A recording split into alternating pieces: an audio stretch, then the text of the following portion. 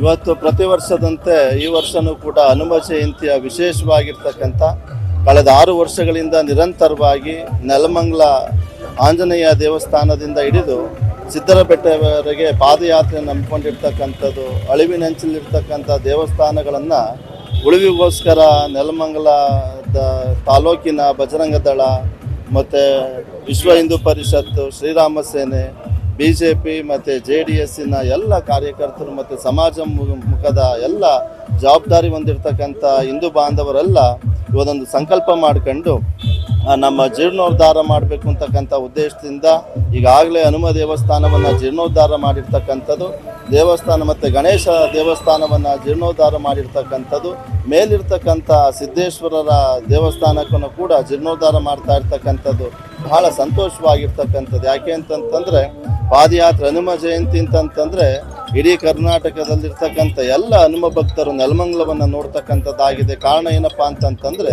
ನೆಲಮಂಗಲದಲ್ಲಿರ್ತಕ್ಕಂಥ ಎಲ್ಲ ಹನುಮ ಭಕ್ತರೆಲ್ಲ ಜಾಗೃತಿ ಆಗಿರ್ತಕ್ಕಂಥದ್ದು. ನಿರಂತರವಾಗಿ 6 ವರ್ಷಗಳ ಕಾಲ ನಮ್ಮ ರಾಮು ಅವರ ಸಂಕಲ್ಪದಂತೆ ಈ ಪಾದಯಾತ್ರೆ ಪ್ರಾರಂಭ ಆಗಿರ್ತಕ್ಕಂಥದ್ದು ಬಹಳ ಸಂತೋಷ. ಈ ವರ್ಷ ವಿಶೇಷ ಏನಪ್ಪ ಅಂತಂತಂದರೆ ಪ್ರತಿ ವರ್ಷ ನಾವು ಗೊಲ್ಲಳ್ಳಿಯ ಆಂಜನೇಯ ದೇವಸ್ಥಾನದ ಉತ್ಸವ ಮೂರ್ತಿಯನ್ನು ತೆಗೆದುಕೊಂಬರ್ತಾ ಇದ್ವಿ.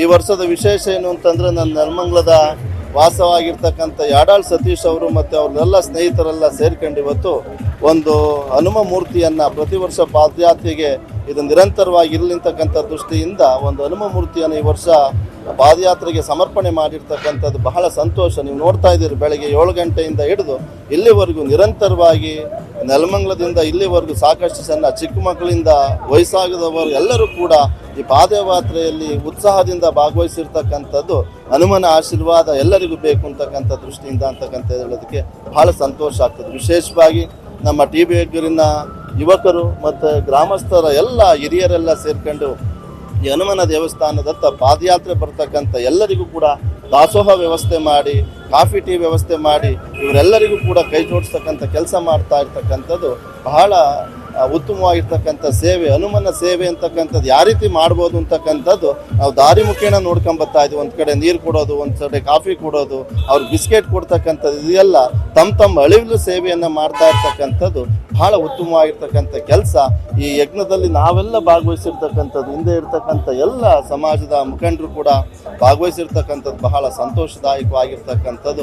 ಮುಂದಿನ ದಿವಸಗಳಲ್ಲಿ ಇನ್ನೂ ಹೆಚ್ಚೆಚ್ಚು ರಾಮ ಭಕ್ತರು ಎಲ್ಲರೂ ಕೂಡ ಇದಕ್ಕೆ ಕೈ ಜೋಡಿಸಲಿ. ಹನುಮನ ಆಶೀರ್ವಾದ ಸದಾಕಾಲ ಸಮಾಜದಲ್ಲಿರ್ತಕ್ಕಂಥ ಎಲ್ಲರಿಗೂ ಕೂಡ ಬೇಕು ಅಂತಕ್ಕಂಥದ್ದನ್ನು ತಮ್ಮ ಮೂಲಕ ಇದು ತಿಳಿಸೋದಕ್ಕೆ ಬಹಳ ಸಂತೋಷ ಆಗ್ತದೆ. ಹಿಂದೂ ಕಾರ್ಯಗಳು ಪಕ್ಷಾತೀತವಾಗಿ ನಡಿಬೇಕು ಅನ್ನೋದು ಒಂದು ಸಂದೇಶಗಳಿದೆ. ಆ ಸಂದೇಶ ಹನುಮ ಪಾದಯಾತ್ರೆಯಲ್ಲಿ ಸಾಕ್ಷಿ ಆಗಿದೆಯಾ ಅಂತ? ಖಂಡಿತ ಸಾಕ್ಷಿ ಆಗಿದೆ. ನಾವೆಲ್ಲ ಅನ್ಕೊಂತಿದ್ವಿ. ಇವತ್ತು ವಿಶೇಷವಾಗಿ ನಾವು ನಮ್ಮ ನೆಲಮಂಗಲದ ಜನಪ್ರಿಯ ಶಾಸಕರಾಗಿರ್ತಕ್ಕಂಥ ಶ್ರೀನಿವಾಸ್ ಅವರು ಕಾಂಗ್ರೆಸ್ ಅಂತಕ್ಕಂಥದ್ದು ನಮ್ಮಲ್ಲಿ ಭಾವನೆ ಇದೆ. ಆದರೆ ಭಗವಂತನಿಗೆ ಮತ್ತು ಭಕ್ತರ ಅಪೇಕ್ಷೆಯಂತೆ ಇವತ್ತಿನ ಪಾದಯಾತ್ರೆಗೆ ಅವರೇ ಕೂಡ ಎಲ್ಲರಿಗೂ ಒಂದು ಸಂದೇಶವನ್ನು ಕೊಟ್ಟು ಹನುಮ ಪಾದಯಾತ್ರೆ ಮಾಡ್ತಕ್ಕಂಥವ್ರಿಗೆ ಬಹಳ ಉತ್ತಮವಾಗಿರ್ತಕ್ಕಂಥ ವ್ಯವಸ್ಥೆ ಮಾಡಿಕೊಡ್ಬೇಕು. ಎಲ್ಲೂ ಕೂಡ ವ್ಯತ್ಯಾಸ ಆಗಬಾರ್ದು.